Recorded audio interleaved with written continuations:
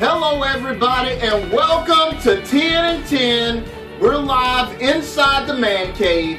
I'm your host, Ryan Anderson. We're going to cover 10 topics in sports going from everywhere from Major League Baseball, NBA, NFL, NCAA, you name it, you got it. Now here we go. Number one topic, huge weekend in college football this week. We already had it started with gangbusters. Last night, down in Eugene, Oregon, Arizona pulled the upset as Arizona takes care of number 2, Oregon. Oh, it's going to shake up the polls, baby. We still got a big weekend left. Look, check this out. This is the schedule in the Southeast and beyond this week. All right, number 6, Texas A&M going down to Starkville, Mississippi to take on number 12, Mississippi State. Now, this is the first time that Dan Mullen has had his team this prepared since he's taken over the job. So we're going to see if Kenny Trill and the Texas A&M Aggies are going to be able to do the thing, or is Mississippi State for real? All right, next game. Number 14, Stanford against number 9, Notre Dame. I'm going to see touchdown Jesus. At least that's what the Stanford people are saying. Look, this is a traditional game. Notre Dame plays Stanford year in, year out. Everybody knows they make their own schedule. But this is a pivotal game for Notre Dame so they can possibly get into the college football playoff and lost the game, but we're going to see. All right, the local interest game of the week as we're from Olive Branch, Mississippi. Number 3, Alabama going down to the Grove to play number 11, Ole Miss. Now, going back to the previous one where Mississippi State's ranked number 12, this is the first time that I can remember that both Ole Miss and Mississippi State were both ranked in the top 15.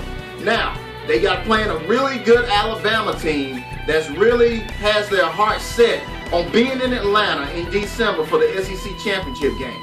Is Mississippi for real, or is Alabama just a traditionally strong team? Saban's going to have those boys ready. Hotty-toddy, gosh almighty. All right, number 4, Oklahoma. Number 25, TCU. Big 12 game. We're going to see what happens. Oklahoma right now is in the college playoff. We're going to see how they finish. They got a long way to go, and it looks like a short time to get there. Number 15, LSU against number 5, Auburn, going down to the Plains. The Bengal Tigers of LSU going to see the Auburn Tigers. War Eagle, baby, that's what they say. But check this out. Auburn has really not impressed me personally. I think that they're a good team, they're a solid team, but they're not the team that ended up in the national championship game from last year. You're missing a good running back. Your weaknesses will show later on. LSU, you've already lost it, dog. It's already over. As strong as the SEC West is, you're on the outside looking in already. Number 19, Nebraska against number 10, Michigan State. Now, Michigan State has already lost the game already this year, but they're a strong team in the Big Ten. Big Ten matchup. All right, before last night's game with Arizona versus Oregon down in Eugene, these were the Dr. Old School power rankings for this week coming in. Hey, number 1 was Oregon. Number 2 is Alabama. Number 3, Florida State. Number 4, Oklahoma. Number 5, Texas A&M. Number 6, Auburn. Number 7, Baylor. Number 8, Notre Dame. Number 9, UCLA. And my 10th team in the Dr. Old School power rankings is number 10, Mississippi State. All right, everybody, subject number 2. We're going to talk about what happened down in Michigan last week. The quarterback takes a bad hit, has concussion symptoms, staggers around, but has to go and play the next play. Listen, Brady Hoke, who's the head coach down there at Michigan, is under fire. One reason, that was a bad situation. You don't look good there. 2, your team is not doing real well this year, Brady. So you're going to probably end up losing your job and they're going to bring somebody else in. Now all of a sudden everybody's up in arms about it and they're going to implement a player safety program for Michigan. Hey Michigan, check this out. You're behind. In modern day college football, this is supposed to happen a long time ago. Mack Brown, a former NCAA head coach at both North Carolina and Texas, came out and said when he was at North Carolina and at Texas, he said he had staff dedicated to just such an occasion. Michigan, catch up. All right, everybody, subject number 3. We're going to go to a sport that's really not near and dear to my heart, but it's so-called American pastime, Major League Baseball. The playoffs have started. Teams are in. They even got a new wild card format, one game going on to the playoffs going on. Look, this is the team I'm really going to watch for. Kansas City in the playoffs since 1985. What was I doing in 85? I don't know what I was doing in 85. Hey, check this out. A real up-and-coming team that I'm looking forward to seeing, the Pittsburgh Pirates. They made it to the divisional round. I want to see what they're going to do. Hey, check this out. This is the first time since 1993, ladies and gentlemen, no Yankees, no Red Sox. So I got a question for y'all. Hit me up on Twitter at Dr. Old School. Who are you going to root for in this year's MLB playoffs? All right, ladies and gentlemen, this is number 4, the number 4 topic.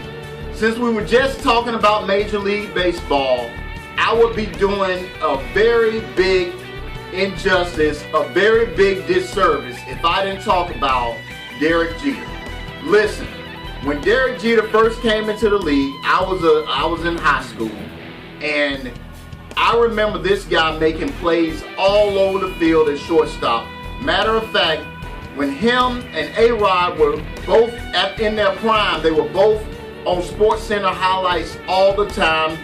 6-4-3 double play is what Dan Patrick used to call it. But look, the guy went 20 years in the MLB, never had a contract dispute, never heard of any type of domestic violence. I'm going to tell you something about Derek Jeter and him being a New York Yankee, and Frank Sinatra, who can rest in peace, will really appreciate it. He did it the right way. He did it the right way. More and more people should look at Derek Jeter right now as one of the best role models of how you would want any athlete to be. All right, ladies and gentlemen, this is subject number 5. We're going to switch gears and go to the NBA. Hey, we got a lot of things to cover. NBA training camps have just kicked off.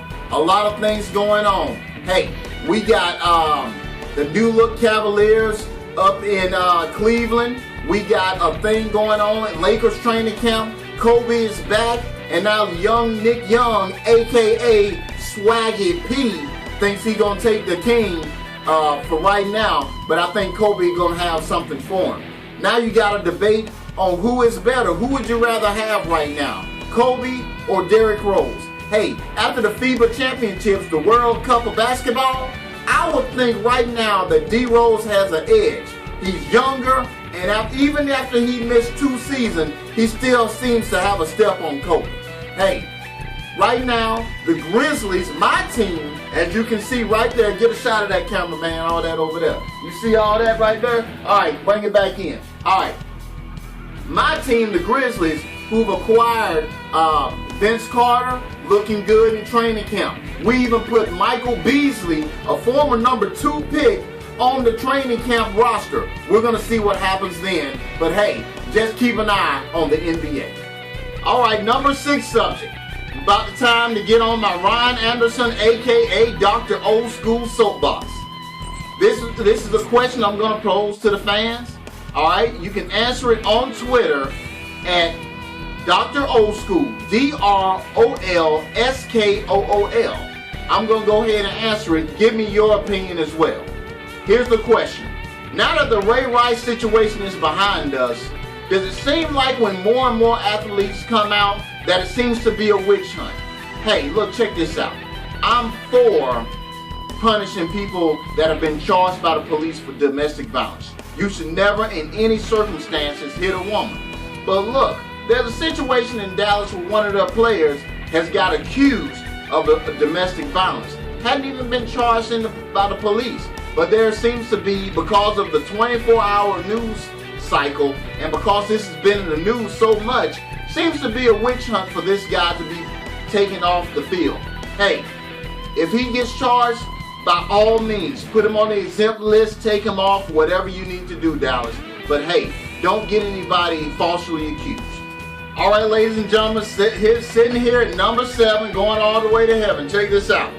Still on my soapbox. Here's the question. Don't forget to hit me up on Twitter at Dr. Old School, Dr_OLSKOOL.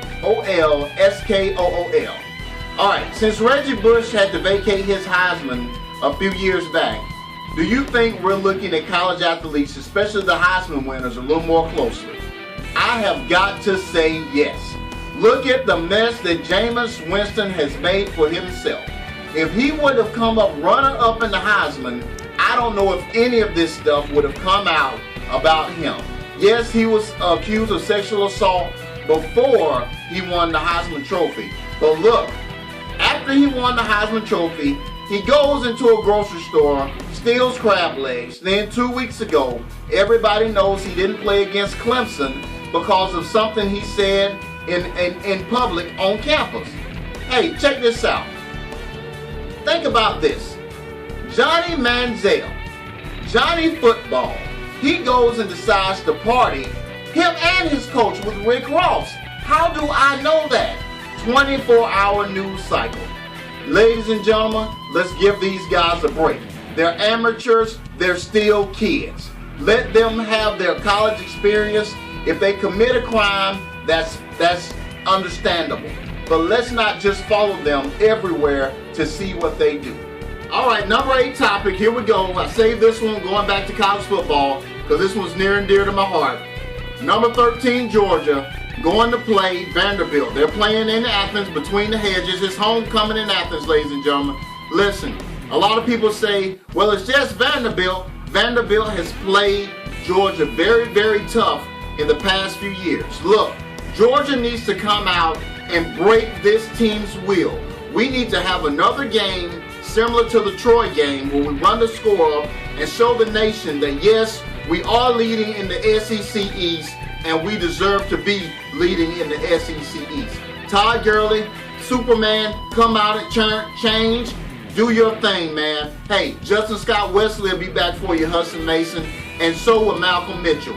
Georgia, let's go Dogs. All right, ladies and gentlemen, number 9 topic, finally going to NFL. We've already had one game. Last night, Thursday Night Football, the Packers destroyed the Vikings 42-10.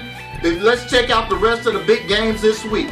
Texans 3-1 against the Cowboys. The battle for Texas. Usually doesn't mean anything. This time it does. All right, the Bengals against the Patriots. The Bengals, the only undefeated team right now against the Patriots, who are a surprising 2-2 right now. All right, next game. The Cardinals against the Broncos. The Cardinals, who are also undefeated, take on Peyton Manning and the 2-1 Denver Broncos. Hopefully Peyton Manning can go ahead and shake off what happened in Seattle and take care of business. The Baltimore Ravens go to Indianapolis to take on the Colts. 3-1 Ravens against 2-2 Colts. This was like a good game.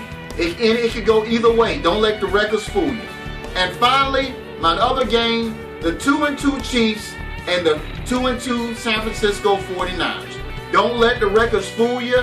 These are professionals, ladies and gentlemen. Hey, have a good time watching football this Sunday. All right, ladies and gentlemen, number 10 topic, real simple. Follow me on Twitter at Dr. Old School. That's Dr_OLSKOOL. And follow the whole Roma Elite staff at the Facebook page Roma Elite Sports Network.